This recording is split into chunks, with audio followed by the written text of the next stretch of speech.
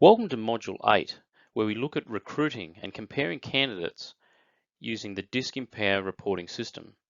Note that this is the longest video in the series.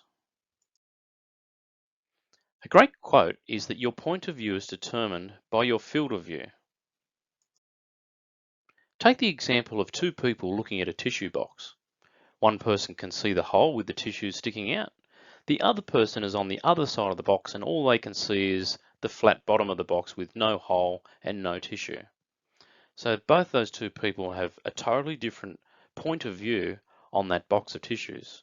So their field of view is influencing their point of view. By widening our field of view, we can improve our point of view.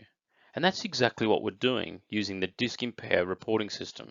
We're widening our view of the candidate so we can see more, so that we can make better decisions in relation to the candidate.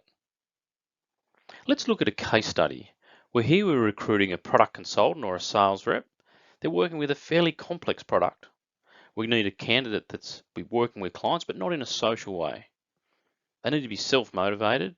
They need to follow the procedures and complete reports on time and get quotes out the door on time. They also need to be fairly creative, finding creative solutions to problems that he or she hasn't seen before, and to be able to make decisions, in many instances, without team support. Here was the first candidate, Charles.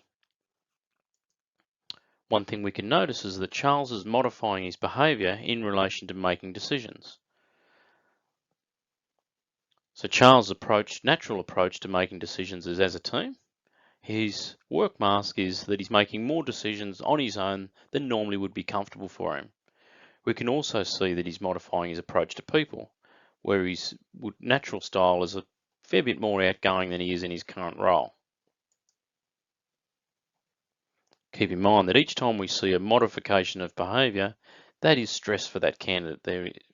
There is stress in their current role because they're having to modify their behaviour to be successful at work. Let's look at the second candidate.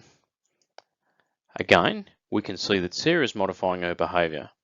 Her natural approach to compliance or dealing with the rules is fairly low, so she's fairly easygoing. She'll follow the rules some of the time, but if she's got a better idea, she'd be prepared to modify that. And we can see at work at the moment, to be successful, she's having to modify her behaviour. So we can ask Sarah about her approach to company policy and find out what it's like. In this case, Sarah will probably tell you about her current employment and let you know that there's a lot of red tape there that is wasting a lot of time.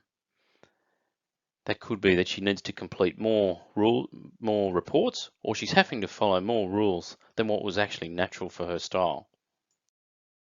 Let's look at Dunstan. We can see with Dunstan again, he's modifying his behaviour also in relation to rules. Although he's fairly compliant anyway, just above the 50% line, we can see that his work mask score for approach to policy is extremely high. Dunstan no doubt will tell us a lot about the current role and the amount of red tape or forms or policies that he needs to follow to be successful. Dunstan's also modifying his approach to other people, and we can see there that he's been a lot more outgoing than what is natural to him.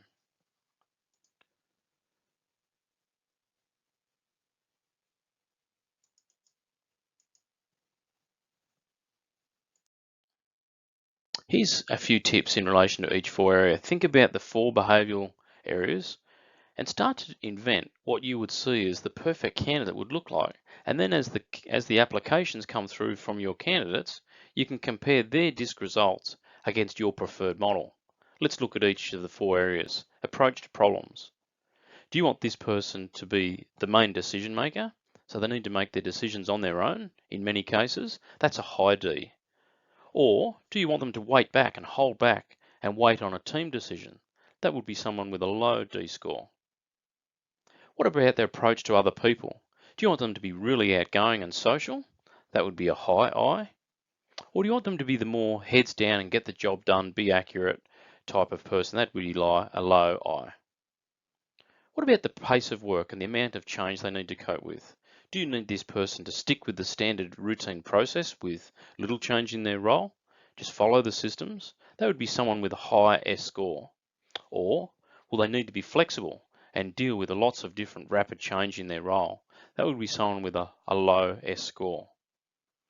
What about their approach to the company policies and maybe rules and principles that need to be followed? Does the person need to follow these rules and standards exactly? For example, someone that's going into an accounting role or an engineer's role, you don't need them to be breaking the rules of physics or the rules of tax legislation. That's someone with a high C. Or are you looking for someone that's very flexible and creative, coming up with new ideas, new ways of doing things? There you have someone that would typically have a low C score. Each of the profile types also have attractions of what typically motivates them. It's very good for a manager or a coach to know what attracts their coach or employee so that they can leverage this in helping keeping them focused towards their goals. If you're working with a lion, they're very motivated by results. If you're working with the monkeys, they're very influenced by good times.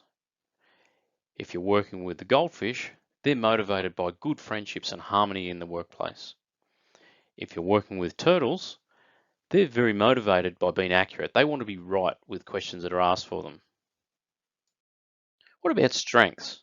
Every profile type has strengths or abilities that they're typically well known for.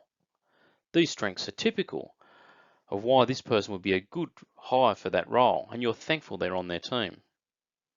With the lions, their strengths is the ability to achieve results and to make things happen. With the monkeys, their strengths is the ability to encourage the team and cheer them up. Very outgoing with other people.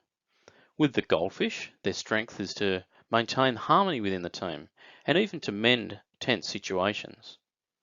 With the turtles, their strongest ability is to do research into a topic and to give a sound account that can be relied upon. Remember that unmanaged strengths can turn into weaknesses. So what about weaknesses? Every profile type has typical weaknesses. By being aware of the potential weaknesses on your team, you can help safeguard them against failure. With the lions, one of their weaknesses has been overpowering, achieving results at the sacrifice of relationships. With the monkeys, their weakness has been sidetracked and not getting enough done. Having a good time, but not getting the results. With the goldfish, one of their weaknesses is not being able to make decisions and too timid, holding back, scared of conflict. With the turtles, their weakness is not getting enough done, through being too worried about being right all the time, sometimes even arguing points that are totally irrelevant. This great quote reminds us that when you know your weaknesses, they cease to be weaknesses. Fear is also a motivator, and each profile type has situations that repel them. It's critical for the manager or coach to be aware of their employee or coachee's fears so that they do not inadvertently put them into a position where they will not be comfortable to perform at their best. With the lions, they're fearful of losing control or not having results. The monkeys are fearful of not having a good time or being in a role where there's minimal or no human contact. The goldfish are fearful of conflict, and they're also fearful of change. They want a role that's predictable and consistent. With turtles, they're fearful of being wrong. They're fearful of being put into a position where they need to work too fast without having the time to check that their work is accurate. Socrates said, "Know thyself." And that's a great way that disc in power reporting can be used, because each candidate can learn more about themselves and their strengths and weaknesses and any fears that they need to overcome. Just as on a game of soccer, there's lots of positions and the right people need to be put into the right positions. That's no different with disc in power. We can learn more about people's strengths and weaknesses and ensure that we've put them into the right position in the business for them to be successful.